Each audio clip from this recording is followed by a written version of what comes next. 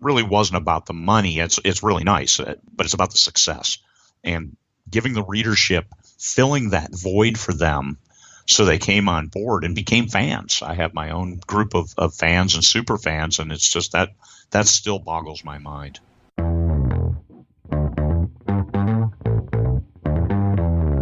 You're listening to the Author Stories Podcast, bringing you the story behind the stories and the storytellers. Margaret White, Terry Brooks, Sheena Kamal, Matthew Quick, JT Ellison, Walt D. Williams, Brad Ford, Corey Doctorow, Brandon Sanderson, Robin Mom, Ernest Klein, Jim Butcher, Sherwin Harris. Visit hankgarner.com for archives of all the shows. Today's guest is Craig Martelle.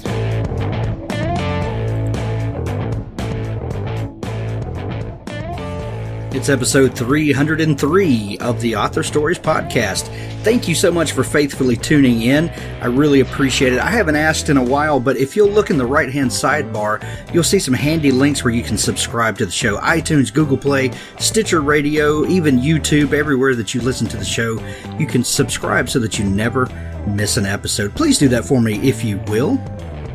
I'd like to thank some sponsors. Our wonderful, faithful sponsors are the ones that make this show possible, and I really appreciate them, and I hope that you, the listeners, will go visit these sponsors and not only show them that you appreciate them supporting the show, but they are the best of the best. That's why they sponsor Author Stories. Daniel Kinney is the best middle grade author I've ever known. His Project Gemini is a 10-book series involving the characters Pirate Ninja, Lovable Loser, Lunch Meat Lenny, and Olive Klein. They are distinct characters, each with their own separate stories, but all the stories exist within the same fictional universe. Start with Pirate Ninja. By day, a normal, quiet kid. By night, America's newest crime fighter. A brave superhero known to friend and foe as Pirate Ninja. Project Gemini by Daniel Kinney. Bookhira Brumley is a speculative fiction writer making stuff up on a trampoline in West Texas. When she's not playing with the quirky characters in her head, she's addicted to Twitter pitch events, writing contests, and social media in general. She is one of the best writers I know, writing fantasy and sci-fi and doing some really, really cool, amazing things. There's a link to her Amazon page where you can get plugged in with any number of projects she's involved with right now. Thank you to Bookhira Brumley. The Honoria series by Patricia Gilliam. When an Earth-based terrorist group targets Honoria's ambassador, two teenagers become entrapped in the conflict. Alex Varon is the son of an Earth Independence Party representative and doesn't want to follow his father's path of political manipulation and corruption. Rika Miller is the adopted daughter of an engineer and nurse who later discovers she's not human, but Honorian. Alex must decide between his family loyalties and saving the life of an alien he's been taught to fear and hate, while Rika searches for the truth of what happened to her birth parents. It's the Honoria series by Patricia Gilliam. Book 1, Out of the Gray. Go pick it up today. There's a link in the show notes. Thanks to editor extraordinaire Crystal Watanabe from Pico's House. She's one of the best editors working today. She's worked with bestsellers like Hugh Howey and Samuel Peralta and is in demand for her unique insights into genre fiction and her ability to make an author's words ring true the way the author intended. Visit Crystal at picoshouse.com for her full range of services. You will not be disappointed. Crystal is the best.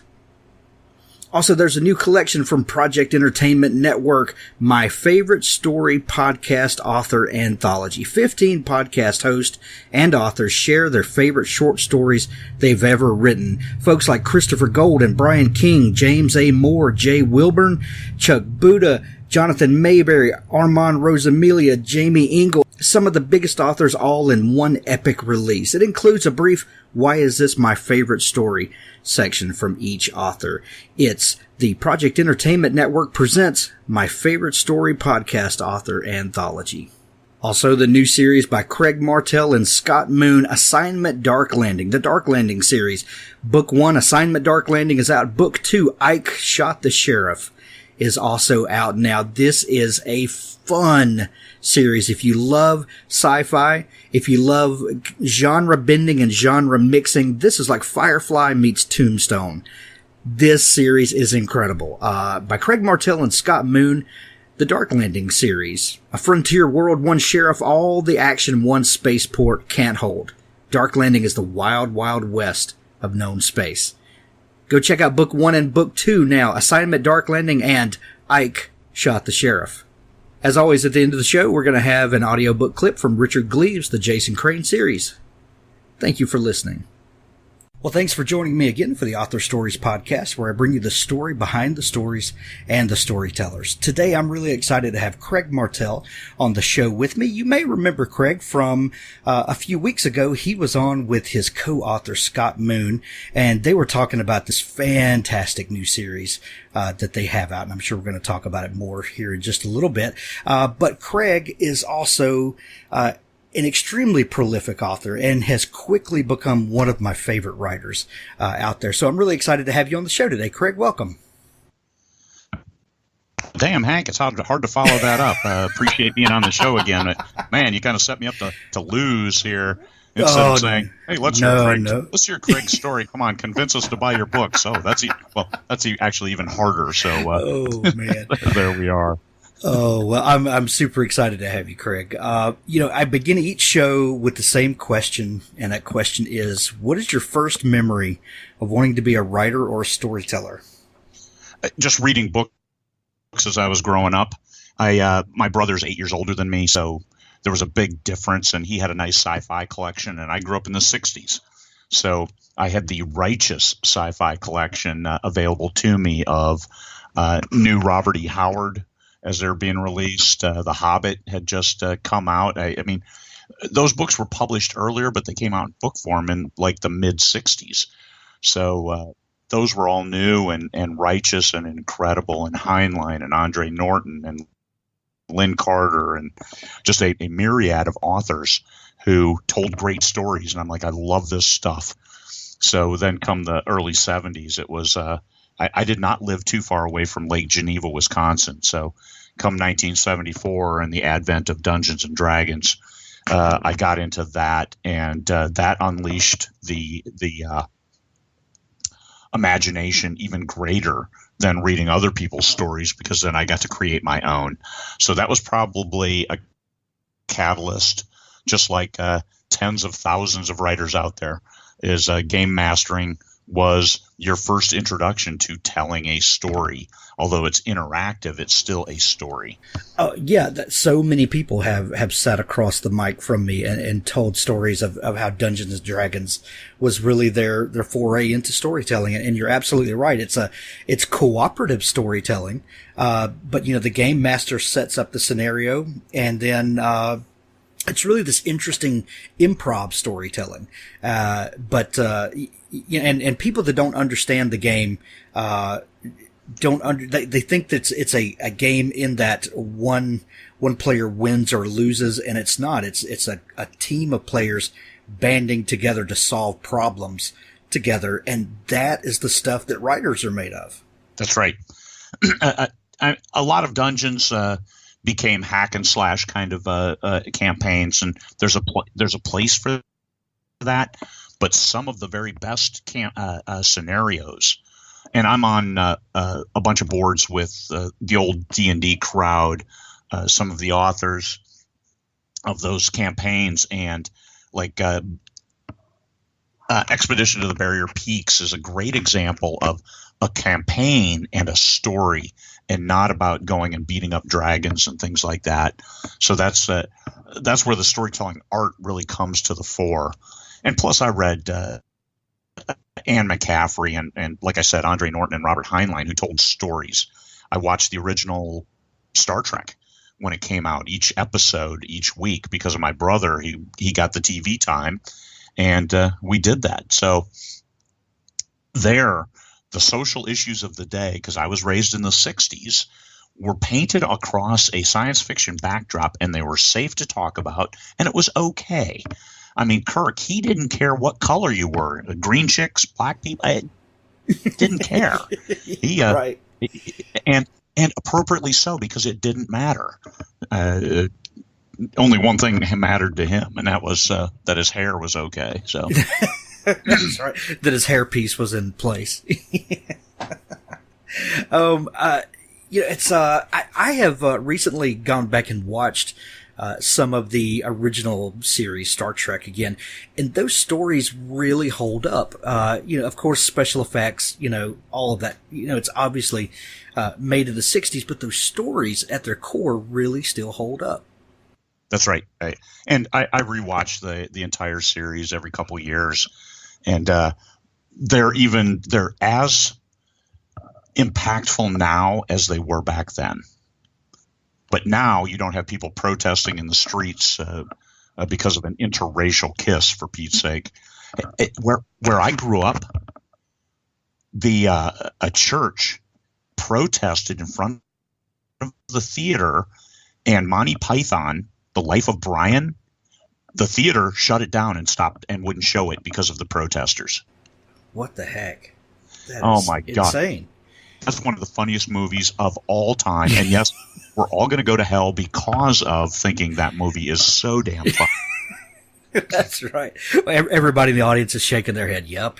It's a classic for a reason. Yeah. Just like The Interview, I can't see any headline that's in North Korea without seeing the Kim Jong-un of the movie The Interview. Oh. Oh my God.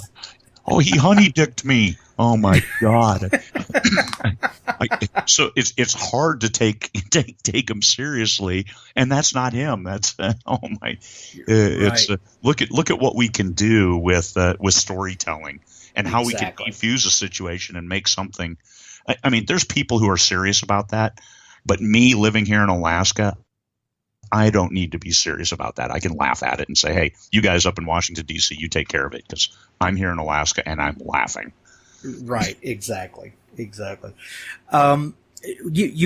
talked about this great collection of stories that you had access to with your brother. A lot of sci-fi, a lot of fantasy stuff that was really emerging at that time. Did you make did you differentiate between science fiction and fantasy? I know those two genres get lumped together an awful lot. And there are a lot of similarities between the two, but there are also a lot that separates the two. Did you see that as one lump, or did you go through a sci-fi phase and then a fantasy phase, or did it even matter? I would say it didn't matter at all. I didn't think about genre or category. And I know as authors, I'm sure you have a lot of people talk about, I need to get into the right categories on Amazon so I get the right visibility. And as a reader, I never cared about any of that. I liked Tolkien's story. I didn't necessarily consider it fantasy, but it is. I liked the science fiction. I did like space because of Star Trek. You could see, hey, maybe this technology will appear someday. And something as simple as the pads that they use, the iPads that they showed in the 60s, hey, here we are. We're using pads. Computers in your pocket with your cell phone. What great technology. So I was always more of a fan of science fiction. I couldn't read. I tried to read Stephen R. Donaldson's Ill Earth War, and it just never worked for me. The Sword of Shannara. I know that's an epic, and I couldn't get into it. So later I figured out that fantasy really wasn't in it for me, because I was more of a realist, which is funny when you think Star Trek and warp. I still liked the certain elements of science fiction that I could relate to and touch. I could never get my head wrapped around magic, and I couldn't in D&D either. I've never played a wizard because I just can't get my head wrapped around here's magic and how it works, because I still do have I'd like to think that we can science the hell out of something and make it work. That's really interesting. I'm that way too. I love fantasy. But if I get 20 pages in and it's just a lot of, colorful descriptions and, deep world building before I ever meet a character, I just can't do it. And it seems to be there's a very big trend now of 1,000-page fantasy novels, and some people just love that. They want to just completely immerse themselves in a different world. But I really need to be kind of anchored to something I can connect with pretty quickly. Well, readers, books are an escape. And it's important for authors, and I am fanatical about genre alignment because I get requests all the time. Hey, for newsletter swaps, hey, can you help me promote my book? And if it's fantasy, absolutely not, because my readers are more like me, and I think we all project a little bit. So the Silmarillion, J.R.R. Tolkien was a genius, and the Silmarillion is unreadable, if you ask me. I just can't. I can't get through it. He wrote 5 books. I read 4 of them. The 5th one, I just couldn't. So, yeah, it's more of a hodgepodge of a reference book, really. It's a collection of things. And yeah, I know people that have read it cover to cover, and I've never approached that book that way. Yeah, you're right. It's not readable in that sense at all. And that's the science fiction. I try to align and I have tapered my genres. I find that I'm in 2 of them, post-apocalyptic or dystopian kind of, and space opera. I just love the space opera, which I clump in with some military sci-fi, because military sci-fi will work if it has the characters. Starship Troopers, what category is that in? I consider it mil sci-fi as well as space opera. You've got people fighting bugs, but it's the characters. We all want to follow Johnny Rico and hope he's successful. Right, exactly. So you, when you grew up and got out on your own, did you pursue being a writer, or did you take a different career path at that time? I always enjoyed stories, so I was always an avid reader. I didn't really put pen to paper to write stuff until I retired for the second time. I had a successful military career, retired at 39 years old, knew that I couldn't be retired fully at 39. I had to do something. So I doofed around a little bit, and then I went to law school, got a law degree, and then worked as a business consultant for 7.5 years, but I was gone from home an awful lot. Yeah, they paid me really, really well, but I was gone from home too much. So I retired from that and stayed home. And once again, I found at 52 years old, I can't just sit around and do nothing. And I've always wanted to write a book, so time to write a book. And I find that I really, really like it. I have been successful at it. And the fans are so supportive. So I couldn't really write until after I could do it full time. And this is something that a number of people contact me. Well, I can't write a book a month. I have 2 small children. It's like, holy cow, I can't believe you're writing at all. So let alone a book, trying to get a book a month. That's inconceivable, as somebody might say. Inconceivable. 1 or 2 a year. If you've got, it's amazing if you have any children. I didn't do anything until I could write full time. Because when I do something, I try to do it right. I mean, I graduated summa cum laude from law school, for Pete's sake, at 45 years old. So when I do something, I commit myself fully to it. So when I started writing, this was what I do. This is what I did, and now I can't imagine working for anybody else ever again. I can imagine. What branch of the military were you in? Oh, Marine Corps. Marine Corps. Okay. And what was your job? I was in intelligence. I was enlisted for 8 years, and I was a Russian crypto linguist. That was my job title.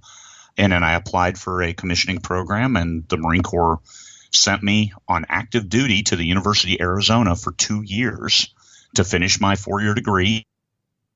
I got my 4-year degree. I spent 5 semesters in college to get my 4-year degree because, once again, I commit 100%, and I couldn't see spending any more time in college than I needed to. And then I got my commission and became an intelligence officer. I love it. How did you guys wind up in Alaska in the great frozen north? After I retired, I'm going to law school. My wife is in the University of Pittsburgh, as she got her second master's degree and then got her PhD.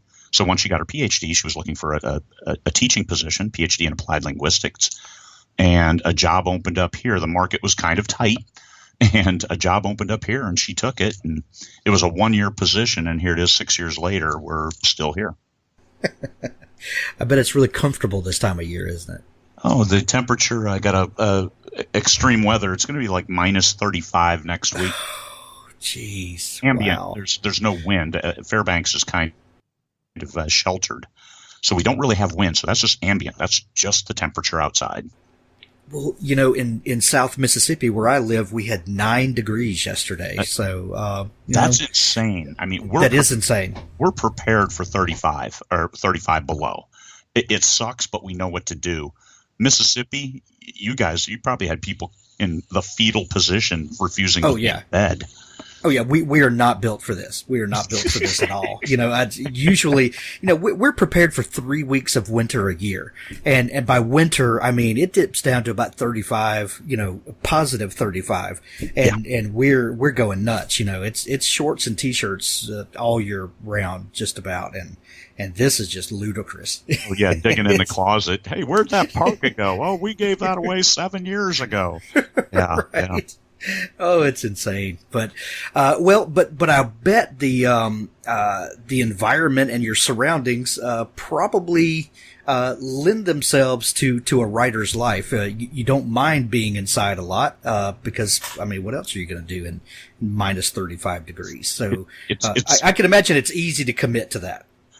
It's 9:30 in the morning here, and it's still dark. The sun hasn't come up yet. So yes, there's a seemingly infinite amount of time in which to write. So I do spend a lot of time behind my desk, and thank goodness for my dog. I also get out. I get up. We have a good house, so I get to walk around a bit inside because it's a long walk to the kitchen to get a cup of coffee. And then I have my own bathroom in the garage, so I walk all the way out there to that. Nice.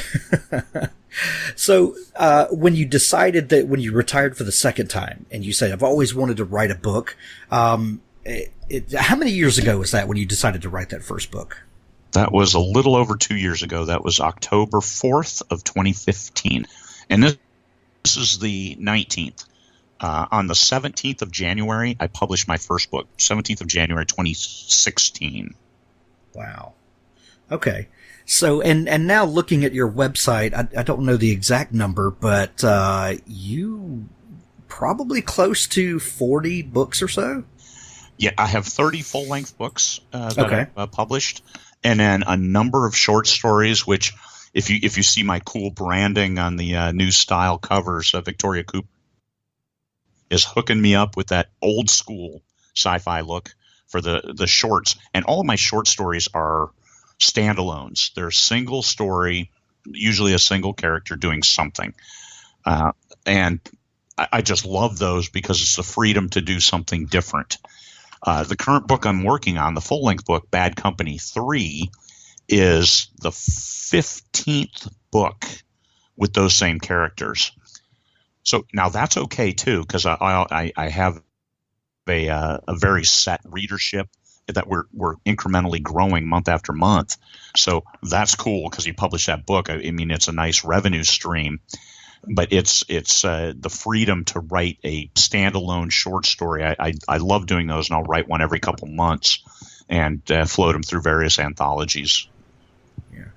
When you started writing that first book, Craig, did you have any inkling of the kind of the state of indie publishing, and that this, is something that you could actually make a career of, or were you at that point just thinking, I want to write a book. Let me get this hurdle passed and then see where writing takes me. I guess my question is, were you planning for this to be the full-time commitment that it is for you now from the beginning, or did that come as you started publishing and kind of realized what was going on?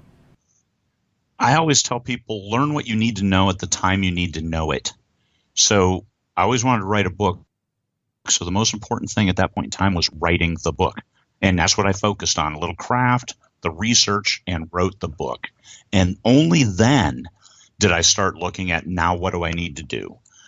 Oh, I need to edit it. And I figured I had to edit it ad nauseum. And that first one I did. I read through it like 20 times, and then eventually I had to turn it over to a professional editor, which I had no idea how to find. So I published it without having it professionally edited, and and it looked like it, which is all okay, because it got me. And that book I unpublished, and it was published by a traditional publishing house that picked it up and said, "Hey, this is a great story. You just need a new cover, a new blurb, a new title, and editing." I'm like, "Oh, is that it? Good to go." So we did that, and it wasn't a vanity press. I didn't pay anything. They paid me for my book, and it's like, hey, this can work. So I actually am still studying marketing 2 years in, trying to get some handle on evening out the peaks and valleys, and I'm doing pretty well. But there's always more to learn. Once you write your book, then you need to write a better book. And you need to write a better book, and you need to find your audience. Then you need to write better books for them that you still love. So I never expected that 2 years from the date I said screw it, I'm publishing this thing because Amazon made it possible. To I have 30 books. I have fans, and I mean, I got an email this morning. Free Trader loved it. What a great story! I'm like, oh my God, just getting emails out of the blue from people saying, I loved your story. It did this. The way you addressed this issue was impactful. And being an author that other authors are looking up to, which is really bizarre to me, because I feel like I'm so new to it. Even though I've been reading for 40 years, 50 years, I haven't been writing. I do have a lot. I have 2.2 million words published. So I have a lot of words published, but it's not a number of words. Hey, you hit 2 million. Hey, you're a genius and everybody should look up to you. Oh, hell no. You have to establish yourself. And it's surprising because I'm still trying to hone my craft. And I think I have a long way to go before writing that perfect book, which I don't have yet. I have some good stories. I have books that I'm very proud of. I have fans that are overwhelmingly supportive, but I still have a ways to go. So, yeah. What was that first book that you wrote and published, Craig? It was called "It's Not Enough to Just Exist," and that book no longer exists. And what I found when I tried to market that book, I had something like 87% of the clicks on it were women between the age of 13 and 18. So if you are, and not a single purchase, because it was a post-apocalyptic book that then became End Times Alaska, which also became a bestseller. So this is very important as you're thinking of, as you're publishing, make sure you got your title right. So if anybody is looking to market books to a 13 to 18-year-old female audience, It's Not Enough to Just Exist resonates really, really well with them. Wow. Just don't make it a post-apocalyptic kind of book. You're right. Make it like a self-help teen kind of book. Wow, that's amazing. Yeah, the title, the cover, the blurb, those things really coalesce into, because you really have a matter of seconds with that reader when they're Yes. browsing Amazon or whatever, and if all of those things aren't hitting at the same time, they're just going to browse to the next one. What a great lesson! Yeah, you've got like 1 second to convince them on the cover, and then you've got about 3 seconds to convince them on the blurb, and that's looking at the stuff above the fold. Usually it takes a lot for me to click read more on that blurb, and some people have diatribes on the blurb. I look at it, if you haven't sold me in those first 3 sentences, and I used to do a tagline and then a space and then more words. Well, now I've cut myself down to 2 sentences is all to sell somebody. So I do the tagline, no space, and now immediately jam the words in there, looking at 4 lines, and I got to sell them in those 4 lines. Click the look inside, and my first page, I spend a lot of time on my first page, making sure that it flows smoothly, that it resonates, that it has action. So those three elements: cover, blurb. If somebody hits the look inside, which that's a minority of people, they're sold after that first page, and then they click the one click buy.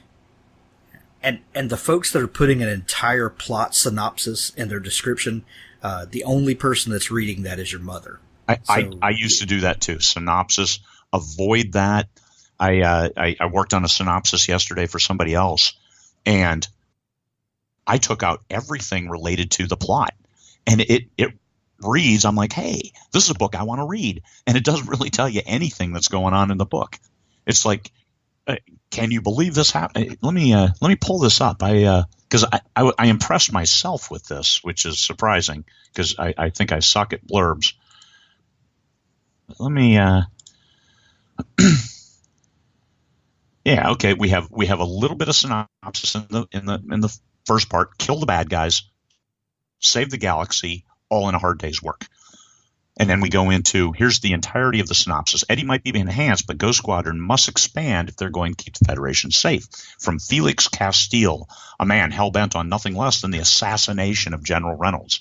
To stop him, Ghost Squadron will have to do the impossible, infiltrate the enemy's stronghold. What the team learns could change everything. No one is safe from Felix Castile, who has the means to change the Federation, and not in a good way. Eddie and Juliana may not always see eye to eye, but they agree on one thing. They will die to protect the general. No matter the cost, no matter the sacrifice, one thing is certain. The Federation cannot be allowed to fall. So you have no idea they're going to infiltrate a ship, infiltrate an enemy stronghold. Got that. But everything else tells you nothing. But it's good ad copy. And that's the thing. It's different than if you're describing your book at a party. You're never going to say, hey, what's your latest book about? They will die to protect the general, no matter the cost. People look at you like you're an alien. So because you're going to tell them, hey, these people they do these great things on an enemy ship. They get in there. They've got cloaking technology. It's really cool. Oh, they get discovered. Bombs are flying everywhere. Okay, cool. But you wouldn't put that in the blurb because you're trying to sell them on all of these unknowns. They'll die to protect. Their lives are at risk, no matter the cost. They have to save the general. They can't let the Federation fall. Okay. Yeah. So think anyway, like you're writing copy for the voiceover guy at a movie trailer. I think of Billy, the guy who did the OxyClean commercials, who since a cocaine overdose. That guy who was so ebullient about OxyClean and what it was going to do for your life. Right. So that I do. When I read ad copy, I read it in my mind in his voice. So that's great. That's great. That is a tip to remember right there. Write it like you're writing for a pitch guy, not for the cocktail party chatter. Not for your English teacher in school where she asked you, tell me about your story. No. Can you believe it? They could die. Yeah, they could die. I love it. So that first series you wrote was post-apocalyptic, became End Times Alaska. And how many books are in that series? There's 4. Yeah. And I'm assuming that the world is ending and it's based in Alaska. Exactly. And that's why title is so important, because Alaska is big. It was selling big at the time because of all the ridiculous Alaska reality shows. Right. I'm like, but I actually live in Alaska, so let's look at it from this perspective. So. Yeah. And you write, post-apocalyptic, and you also write, military sci-fi / space opera. And in the very beginning, you made a little bit of differentiation between, space opera and military sci-fi. How do those two things diverge, in your mind? Keeping the characters fresh in the, space opera, the Terry Henry Walton Chronicles was almost 100% post-apocalyptic, but it evolved over time. And this is Michael Anderle asked me if I would co-write for him and cover this 150-year time period. where after the Earth is destroyed and they're coming back and they bring themselves back. So I had to do all that. And it's post-apocalyptic because the world's destroyed. They're finding stuff. They're bringing people back, rebuilding civilization. So those 10 books, actually 11, were post-apocalyptic, but they evolved. And at that 150-year point, well, then the space fleet comes back and it picks people up, and then they go to space. The first book in that new series is military sci-fi because it's military action. The characters themselves do things, but the character development isn't as great as the second book. The first book sold really, really well as mil sci-fi, but it didn't get great reviews. And now my idea of not great reviews is it's probably 4.5 on Amazon. But my second book in that series had more reviews, and it's, I think, about 4.8 on the reviews. It was really, really well received. I got a lot of great emails and PMs on that one because it was more character development. My readership that I had developed, even though they weren't necessarily post-apocalyptic, they were very character-driven readership. So they were looking for the space opera stuff and not necessarily the mil sci-fi. So I've tapered back on the amount of military action within the books and gone more toward with the character interaction and character development. So for you, space opera is more character driven and not necessarily the traditional military setting with maybe ranking and all of that. The space opera is more of a free form adventure story. I like that free-form adventure story, but it's space opera, just like a soap opera, but in space. You've got to have the character interaction. So adventure, not necessarily. They don't have to leave their ship in order to work together to solve a problem. And that was, if you look at the original Star Trek, the original series, you find how the characters worked together and helped each other be better, do better. So that's what we're trying to do with this book that I'm writing now and going forward, is making sure that interaction is, and those characters are three-dimensional for the readers. Oh man! So which book series got you into writing space stories, sci-fi stories, but off the world instead of like the End Times Alaska, which is obviously a post-apocalyptic Earthbound story. When did you move off of Earth? I moved off of Earth, but that was my first book. My second book was The Free Trader, and that was your science fiction adventure. That was Gamma World. It wasn't A&D because it didn't have the wizards and magic, but it had science. So it was Gamma World, Metamorphosis Alpha, those games from the 70s and 80s. So that was my second and third book, and that was my first good-selling series. End Times Alaska, because it got recycled back through the publisher, the traditional publishing house. So as I was marching forward, The Free Trader is completely mine. That's my most successful self-published stuff. So Free Trader is a science fiction, but with a little bit of fantasy elements. Yes. The covers are amazing. You really get this feeling of kind of fantasy in space. How do you, when you write a series like that has some of this genre bending or genre merging, how do you ensure that you find the right audience for those books? And that's the great thing about being an indie author. We can flex, we can adjust based on the flows of the marketplace. That I published that series as space adventure for adults, even though it's a younger audience. I don't swear, there's no sex. And a lot of the reviewers said, this reads more like a young adult novel. So I remarketed it in January of last year as young adult, and 2017, which that was a year after the first book was published,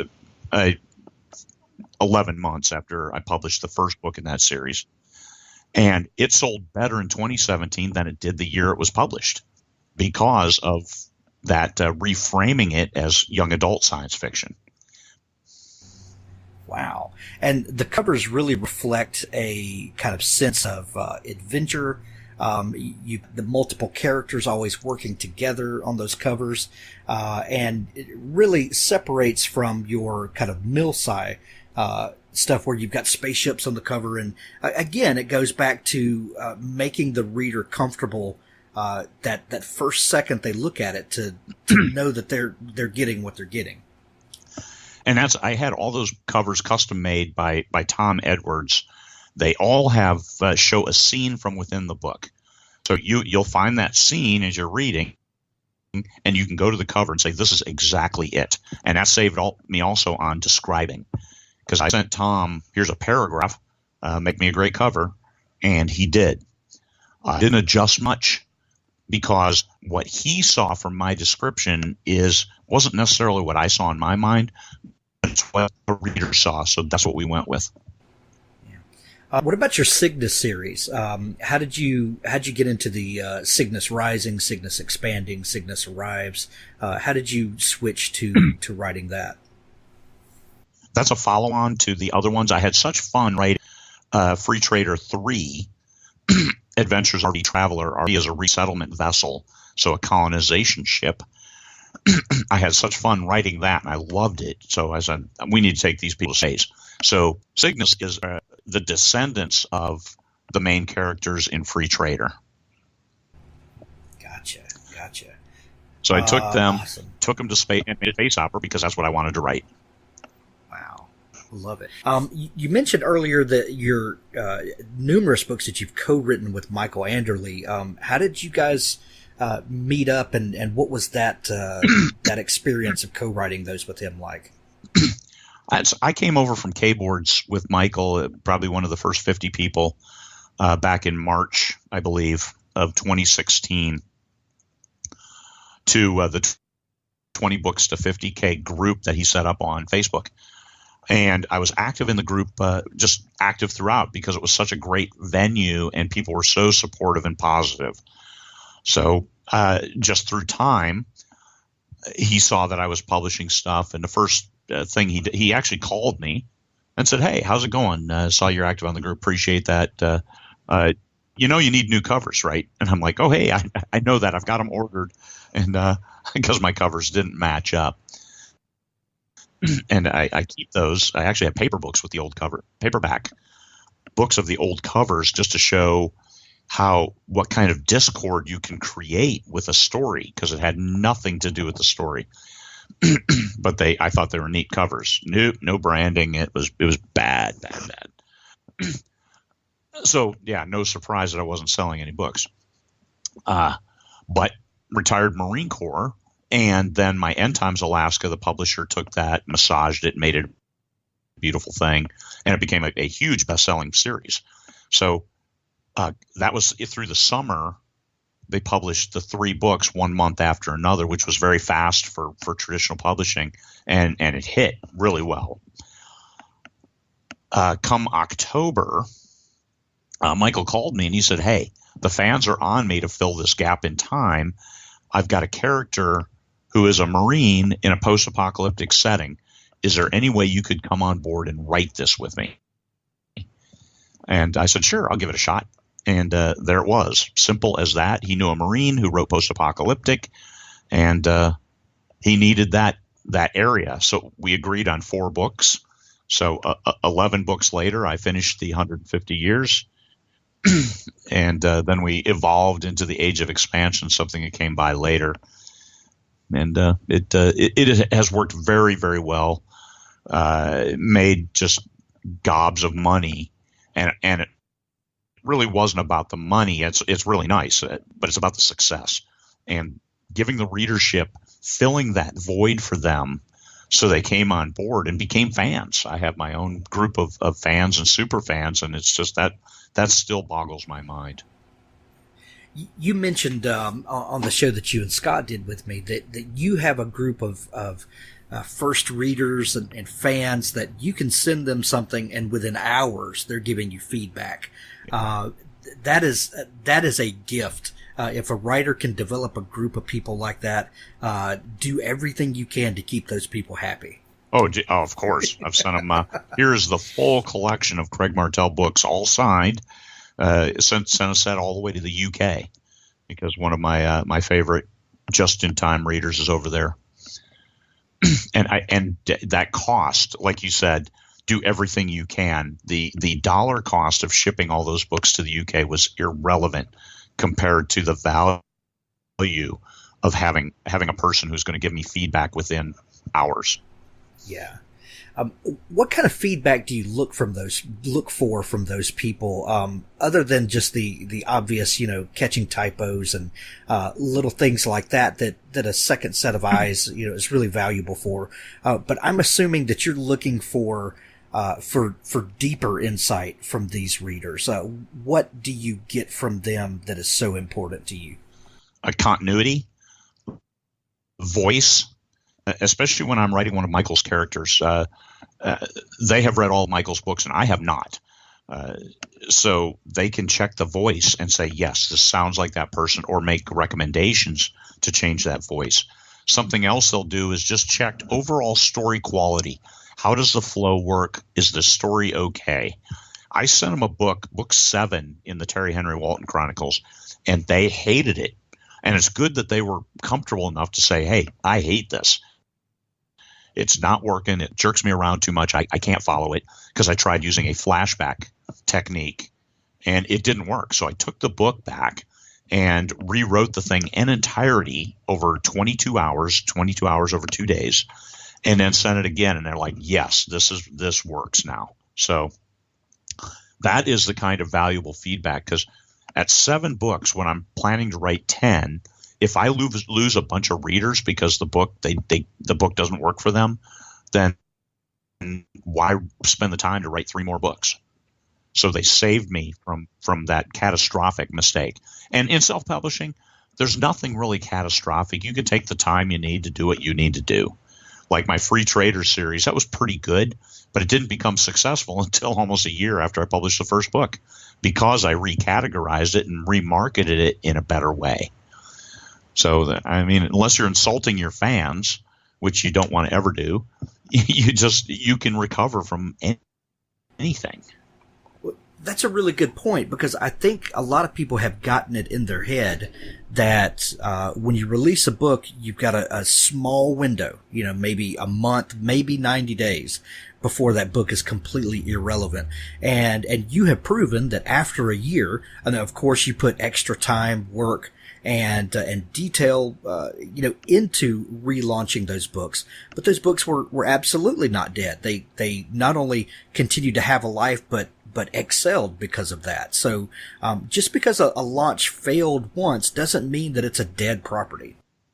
Oh, and a launch will fail if you don't have a massive followership. You haven't invested a lot in a launch. And I soft launch every book because I have a good followership.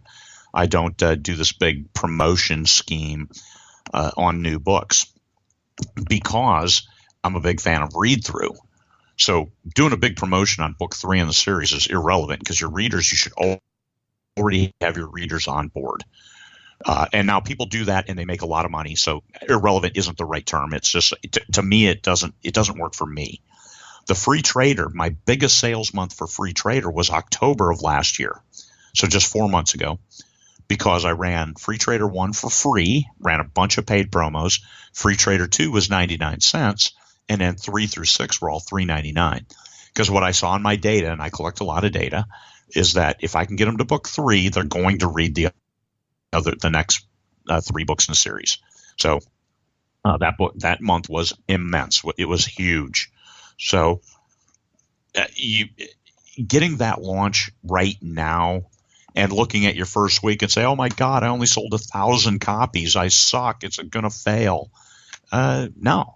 Is it a good book? Is it the best book you could write at the time? And that's something that's very important. You have to write good books. You have to write stories that are compelling, because just writing a quantity of books doesn't mean anything. Developing those characters and those stories in a way that the readers embrace, characters that are relatable to the readers, you have to do that first. So quantity is meaningless if you can't hit that quality first, and even if it's pulp quality, that's fine. You don't have to have the beautiful prose of The Lord of the Rings or Anne McCaffrey, the Dragon Riders. She writes so magnificently.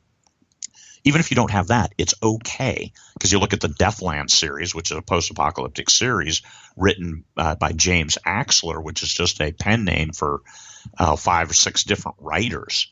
The first ones were okay, but then it degenerated and became such recycled. But still, it's 140 books strong. They keep publishing like 4 books a year. You can get there if you've got characters, if you do things that the readers want to see. And I would always say, write what you want to write. Write what you're comfortable with writing. Oh, geez, I have to write erotica shorts to make money. No, you really don't. That's something that, if you're not comfortable going there, don't. You can find there's enough genres out there that are selling well. You'll find something that you enjoy, and right there. Otherwise, it becomes too much like work, and then this is as painful a job as any you've had in the past, where you said, God, I can't wait to leave this job. If you're at that point, then you need to find a different genre, or maybe writing isn't for you. There's some people who aren't internally motivated, because I'm sitting here, it's just me, my door's closed, I've got 2 screens of a computer, I've got hey, look at that, it's starting to get light outside, it's only 10 o'clock in the morning. But it's just me. When we hang up, there's no Hank Garner on the other end of the line. I have a whiteboard. It's just me. If I can't motivate myself to write the words, then maybe this isn't for me.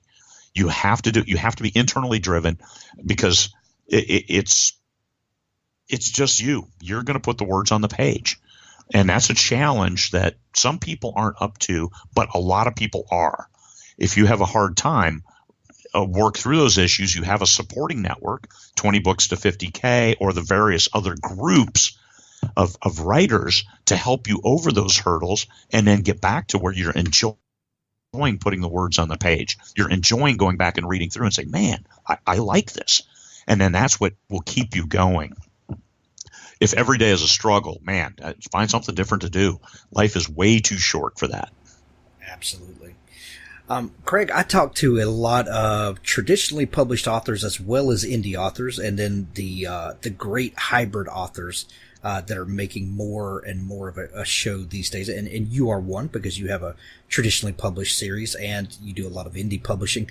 And I think that's really where the power is now, is that authors have the freedom and the choice to choose what's best for them, depending on the book or the series or genre, even. But I've had some traditionally published authors, some science fiction authors, and one pretty recently, and we won't name names or anything, but there's this prevailing attitude that comes from, especially from the traditional world a lot, where science fiction really needs to be really heady stuff, tackle deep subjects. The people that are writing, space opera or military sci-fi are just purely writing for entertainment, and maybe that's not, maybe that's a cheat in a way. A really great science fiction book should take 3 years to write and should really be a deep commentary on society. But you said at the beginning that you get comments from readers, Craig,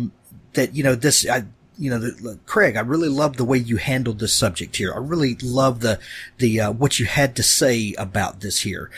So obviously, we know that just painting things in black and white, like some folks do, never does anybody any justice.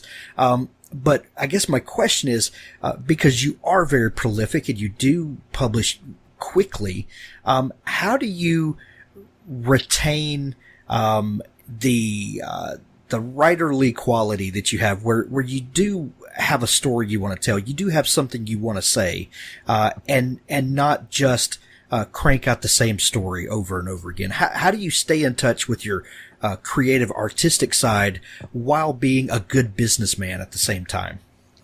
You just put on 2 different hats. my background, being a business consultant at the high level, I worked only with Fortune 500 companies.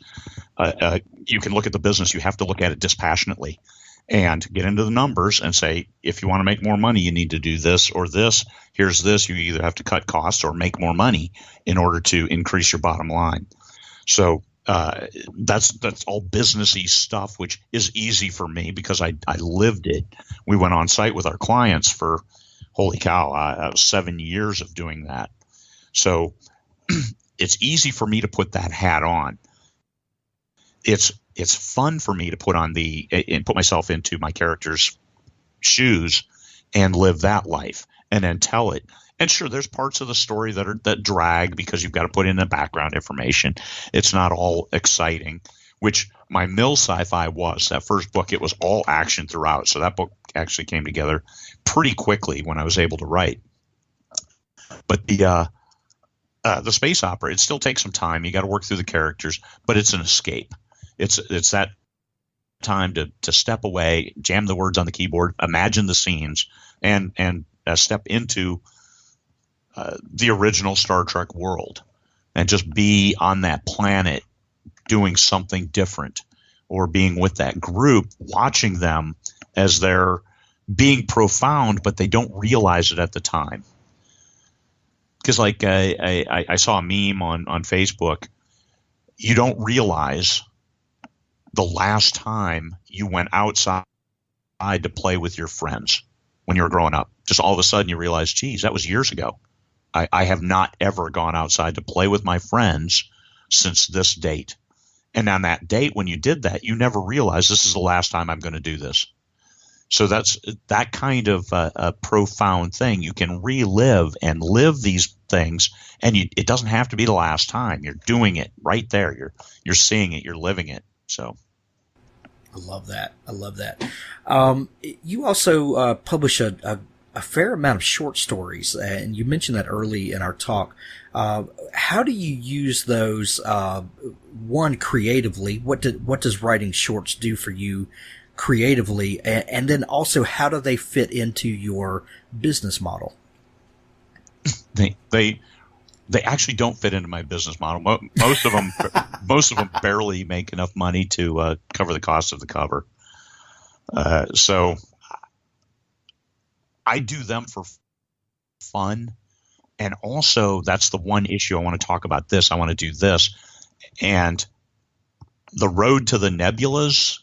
I like the short stories. They, even though there's hundreds of short stories that are being considered, I think my short stories are some of my smoothest writing, some of my best writing, some of my best topics. So that's something. And also I can write them very quickly. Even if it's a 6,000 or 7,000 word short story, I can usually write it in a single day. Nice.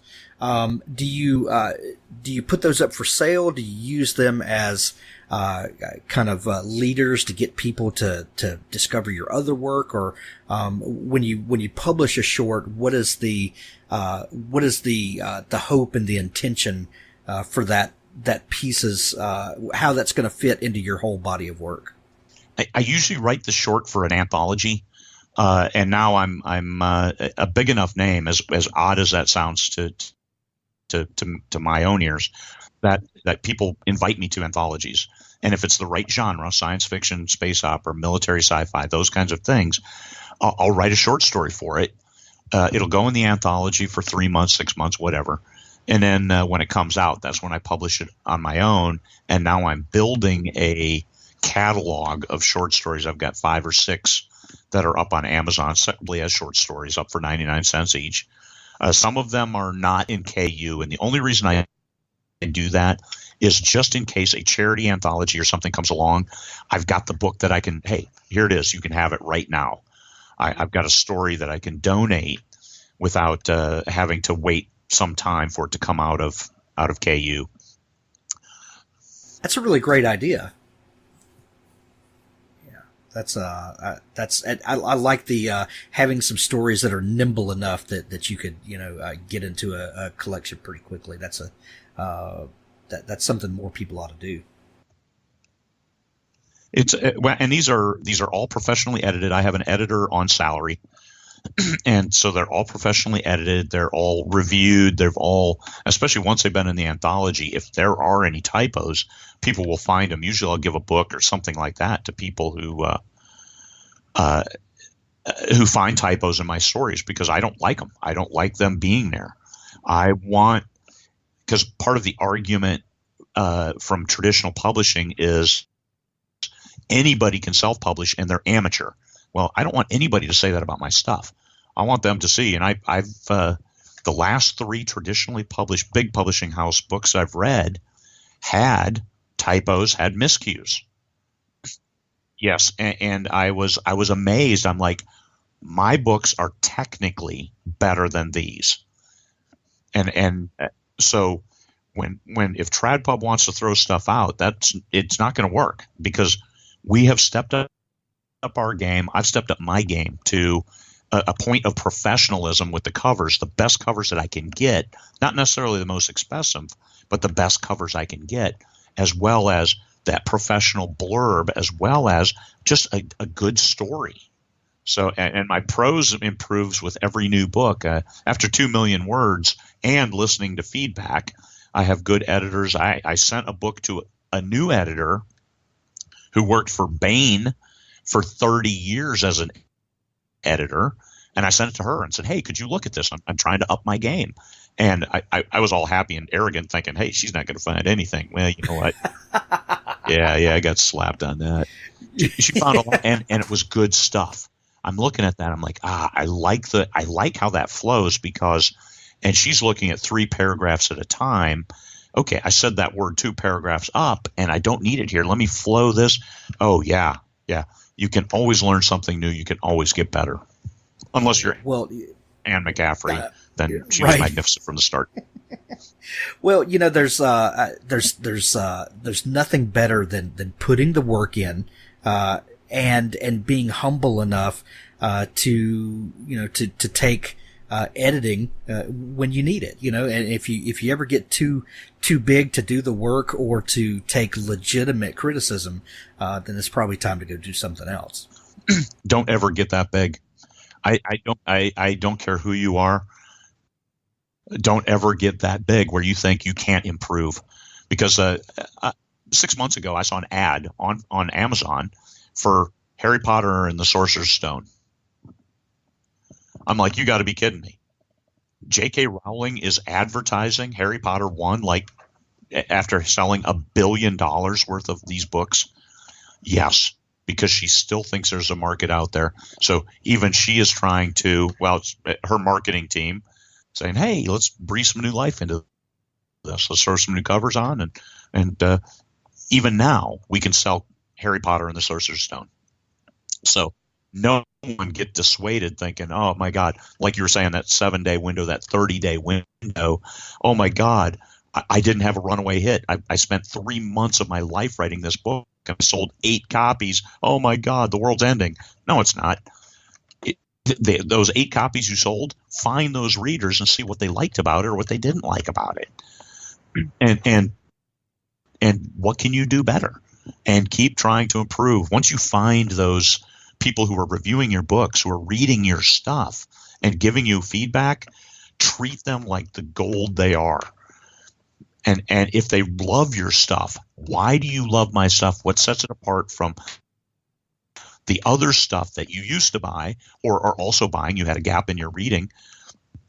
And help me market by tapering my message. So there's so much. You never, ever grow comfortable with where you are. Sage advice. Craig, thank you so much for taking time to come on the show. What are you working on right now? Oh, Bad Company 3? Well, what am I working on right now? My day is kind of broken up. I published a new newsletter for the 20 Books London conference. That happens in 15 days, February 3-4, 2018. Did that, handled some finance stuff for that, as well as updated the attendee roster and the schedule. And one other thing I updated from that, can't even remember. And then I read through the RFP for 20 Books Bali, January 4th through 6th, 2018, and then sent a very long note to the resort asking for more details because they said, hey, it's only this price. And then in the small print, it's 22, look like a 32% additional fees and taxes. I just want to know what's the real price, what somebody's going to pay. Not, hey, it's only this. $250. No, it's really not. It's $350. Right. So don't just getting that stuff done. And then as soon as I get off here, I'll be working on my driveway because we got about 6 inches of new snow. So taking the snow thrower out there, I blew the belt on my tractor, so I have to take the walk behind and do this driveway and park 24 inches at a time. And then I'll come back in and work on Bad Company 3, hopefully to get done before I leave for London. Well, it sounds like you've got plenty to do to let the story ruminate in your mind before getting back to the keyboard. I can't wait to see what comes out of it. Craig, thanks so much for taking time to come on the show today. Hey, thank you, Hank. You have a great day, man. You too. Thanks for listening to the Author Stories podcast. For more great author interviews like this one, go to hankgarner.com and dig through the archives. There's something there I know you'll love. Now stay tuned for a special audio clip from Richard Gleaves' The Jason Crane series. I found Absalom in the parlor by the fireplace. Irving had encouraged his guests to reenact the famous Van Tassel party of the legend and tell ghost stories. The brandy poured freely, the men smoked, and the chestnut tales of the region were trotted out one by one in parade. The White Lady of Raven Rock, the ghost of poor Major Andre, hanged from the tulip tree aside the post road, and, of course, the Headless Horseman. "Did you ride that night, Brom?" asked young Joseph Martling. "Was it you that affrighted the schoolteacher?" Brom sat, and all eyes were on him. "Whatever the truth, I hope his son will forgive my part in it." "There's nothing to forgive," said the son of Ichabod. "It's a grand work, Mr. Irving. A grand fiction." On the mantel a bronze clock chimed 11. "'Tis almost the witching hour," said Irving. "Time for all children to be abed, lest they be caught on the road." "I would not be caught dead on the road tonight," said Martling, who lived nearby. "Why not?" said I. "Let us ride Ichabod's route back to Beekman Town in commemoration." The young men cheered the idea. I turned to Absalom. "Would you join us?" "No. It's absurd." The Sleepy Hollow boys jeered at him. Absalom sighed. "Very well, then. We will ride together as a group." The gloom that found us on the road was terrible. In those days no gas lights lit the post road, and the way from Roost to the bridge crossing still wound past Wildy Swamp, fearfully black at that hour. I watched Absalom riding to my left. He was a thin, spectral thing in the moonlight. Idle talk died on our lips, and our small band rode with only the sound of horse hooves for accompaniment. "There it is," whispered Martling. "The hanging tree." The old tulip tree twisted against the starry sky. The road broke to either side of it. "That is where your father is said to have first seen the thing." My companion had slowed, gazing fearfully at the branches above. "I saw something," he whispered. "I saw a body swinging from the tree." "Come now, Absalom. You don't believe in ghosts, do you? Hurry up, then, quick, before the horseman rides. You can't reason with a headless man." As if on cue, a wind rose. Branches tore and leaves swept the air. A terrible cracking laugh rose all around. Eyes opened and watched us from the deep. The faces of spirits appeared. Horrors rose from the Andre Brook. Our horses whinnied and reared. Absalom grabbed my arm and pointed. The horseman stood on the slope above. He raised his hatchet. His army of ghosts fell upon us. My horse and I turned circles, terrorized and confused. Young Martling shouted, "We have to make the bridge! and rode off. "Make the bridge!" cried the others, as one, and our companions scattered, tearing up the post road with a clatter of frantic hooves. "Make the bridge!" The horseman gathered his form and lunged at Absalom. Young Crane dodged the blade, dug heels into the flanks of his steed, and fled. Cries of "Make the bridge!" echoed all around. "Where?" cried Absalom, galloping into the swamp, his voice distant and small. "Where is the bridge? Someone tell me! Help!" He was gone before I could answer.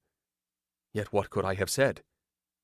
The bridge of legend is gone, torn down. It shall never be crossed again.